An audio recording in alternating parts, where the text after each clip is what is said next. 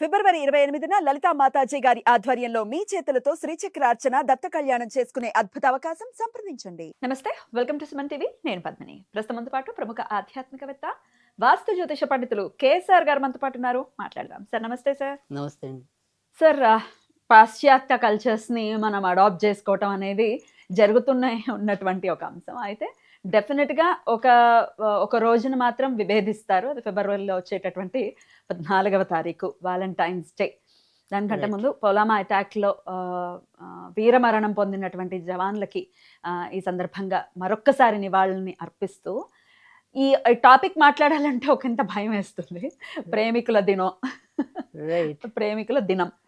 అంటే ఇక్కడ గమనిస్తే కనుక ప్రేమి కుల దినోత్సవం, అంటే ఈ కులాల వల్ల వచ్చే చికాకులు కూడా ఈ ప్రేమికుల దినాల్లోనే ఉంటాయి. ప్రేమికుల దినం, ప్రేమ అనే టాపిక్ నేను జనరల్గా దాన్ని టచ్ చేయను. ఎందుకంటే వివాహము అనేది అదొక బాధ్యతతో కూడినటువంటి అంశం. ఏదో క్షణికావసరంలో తీసుకునేటటువంటి నిర్ణయం కాదు.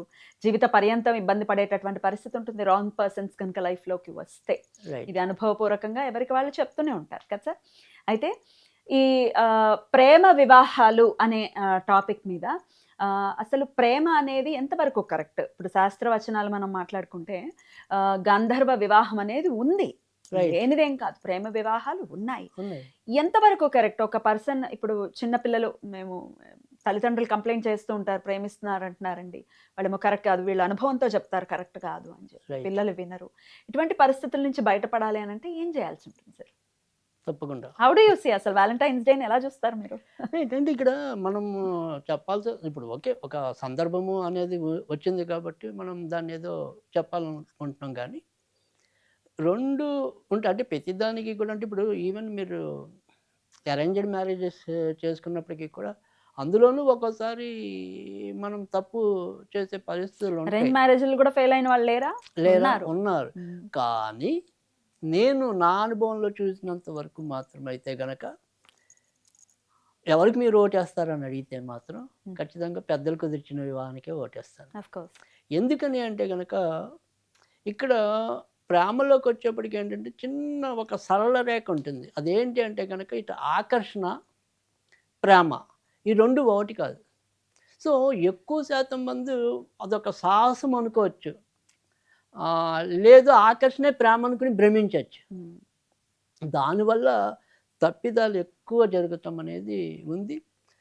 ఎక్కువ శాతం ప్రేమ వివాహాల్లో వాళ్ళే ఇబ్బంది పడుతున్నది కూడా గమనించాం. అంటే పెళ్ళికి ముందు వాళ్ళు అనుకున్న విధానం వేరు. ఆ ప్రేమ అంటే అంతసేపు ఏదో 2 సినిమాలు చూసేయటం, పార్కులో తిరగటం అంతవరకు అనుకుంటున్నారు. కానీ పెళ్ళి అనే బాధ్యత వచ్చినప్పుడు వీళ్ళకి ఆ రకమైన స్పిరిట్ ఉండదు, ఉంటల్లా. మెయిన్ నేను గమనించినంతవరకు.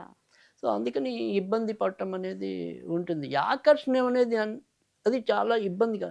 ప్రేమలో కొద్దిగా మెచ్యూరిటీ ఉంటుంది, ఆకర్షణలో అంత మెచ్యూరిటీ అనేది ఉండదు. సో వాడు రౌడీ అయినా గూండా అయినా కూడా అటువైపు రైట్ అట్రాక్ట్ అయిపోవటం అనేది జరుగుతుంది.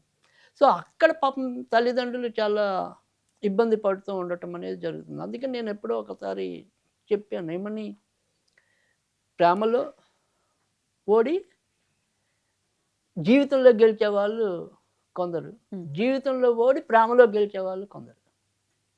అంటే ప్రేమ పెళ్లి దాకా వెళ్ళి అదొకటే గెలుపు, కానీ తర్వాత జీవితం అంతా ఏడిపే. సో ఎందుకని అంటే కనుక ఆ ప్రేమించేప్పుడు ఉండే పరస్పర ఆకర్షణ పోయింది కదా. ఇంకా ఆ తర్వాత వాళ్ళిద్దరి మధ్య ఇంకా ఆ రకమైన ఇబ్బంది పెరగటం అనేది ఉంటుంది. కానీ మనం ఇక్కడ ఒక రెమిడియల్గా, లేదు జ్యోతిషపరంగా, ముందు జ్యోతిషపరంగా చూసినప్పుడు ఏంటంటే, ఎప్పుడైనా సరే పంచమాధిపతి అంటే 5వ ఇంటి వాడు 7వ ఇంటి వాడికి సంబంధం ఏర్పడితే ప్రేమ పెళ్లి జరిగే అవకాశం ఎక్కువ ఉంటుంది. తర్వాత తృతీయంలో చంద్రుడు ఉన్నప్పుడు కూడా కొన్ని సందర్భాల్లో లవ్ మ్యారేజ్ అవ్వడానికి ఉంటుంది. తర్వాత సప్తమ స్థానంలో రాహు కేతులు ఉన్నప్పుడు కానీ, తర్వాత 2వ ఇంట్లో రాహు ఉన్నప్పుడు కానీ కులాంతర మతాంతర వివాహాలు జరగడానికి కూడా అవకాశాలు ఎక్కువ ఉంటాయి.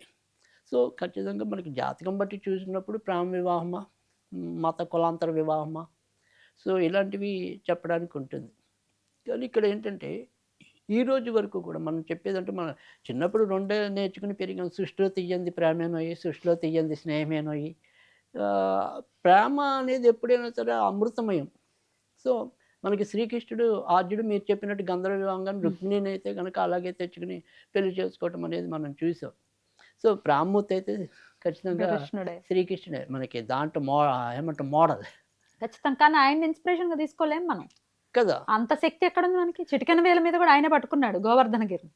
Right. అది పట్టుకునే సామర్థ్యం మనకుంటే తర్వాత రెండోది వచ్చేప్పటికి ఏంటంటే ఆయన భార్యని సముచితంగానే ప్రేమించాడు కదా. ప్రేమించాడు అష్టభార్యల్ని కూడా. సో అందుకని అది అంత మనం ఉండగలమా అంటే అది ఇమిటేట్ చేయలేం కదా సార్ చేయలేం. మహాత్ములని మనం. తర్వాత రెండోది వచ్చేప్పటికి ఏమవుతుందంటే తేలిక అనుకుంటాం జీవితంలోకి వచ్చేప్పుడు. ఉమ్. వాడు చదువు లేకపోయినా మనం అట్రాక్షన్ కొద్దీ, లేదా సంపాదన లేకపోయినా అట్రాక్షన్ కొద్దీ మనం ప్రేమిస్తున్నాం. కానీ జీవితంలోకి వచ్చేటికి పిల్లలు పుడితే బాధ్యత, డబ్బు తర్వాత కావాలి. రోజు ఒకవేళ ఈ తల్లిదండ్రులు పక్కన పడేశారు అనుకోండి, ఏం చేస్తారు? ఎంత కష్టం అది.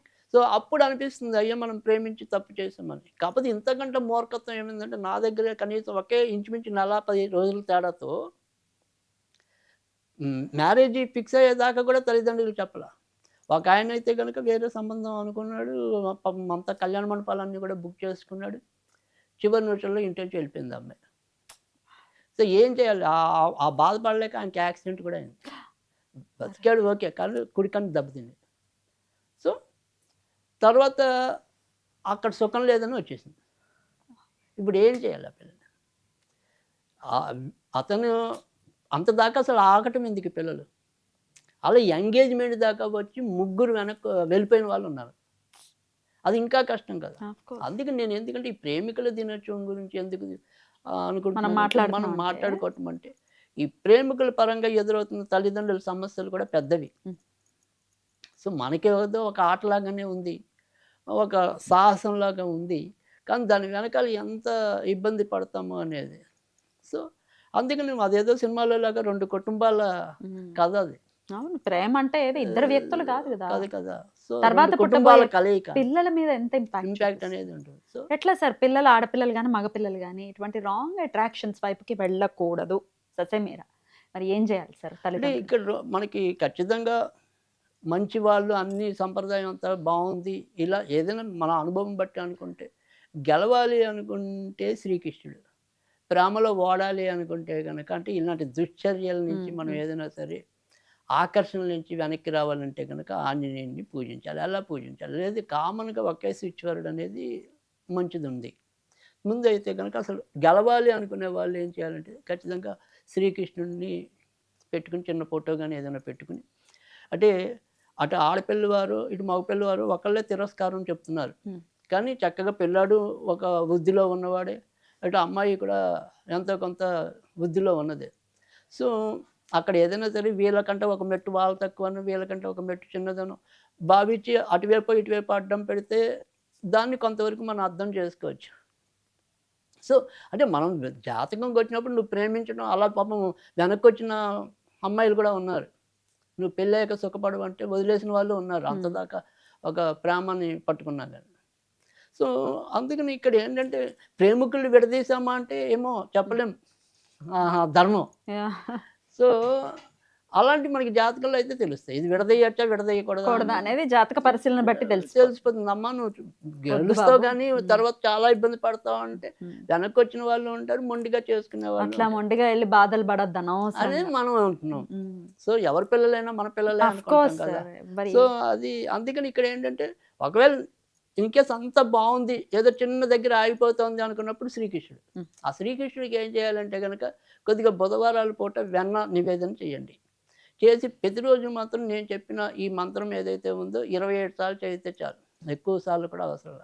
ఓం శ్రీ క్లీం కృష్ణాయ గోవిందాయ మమ మనోవాంఛిత కళ్యాణం కురు కురు.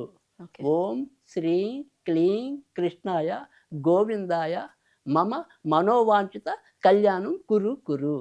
ఈ మమ అనేది అంటే వాళ్ళే చదివితే 27 సార్లు మమ, ఒకవేళ చదవకపోతే తల్లిదండ్రులు అయితే కనుక వాళ్ళ పేరు మమ అన్న చోట వాళ్ళ పేరు పెట్టాలి. అలా 27 సార్లు 90 రోజులు చదివితే ఆ ప్రేమ పెళ్ళికి ఏర్పడుతున్న ఇబ్బందులు ఏదైనా ఉంటే అవి తొలగడానికి ఉంటుంది.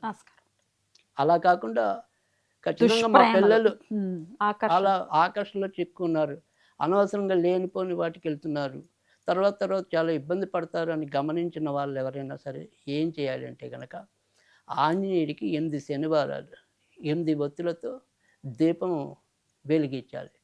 తర్వాత అప్పుడు ఓం నమో బజరంగ బలి దుష్ట సాంగత్య విమోచనం కురు కురు. ఓకే. ఓం నమో బజరంగ బలి దుష్ట సాంగత్యం విమోచనం కురు కురు. ఇది చెయ్యాలి.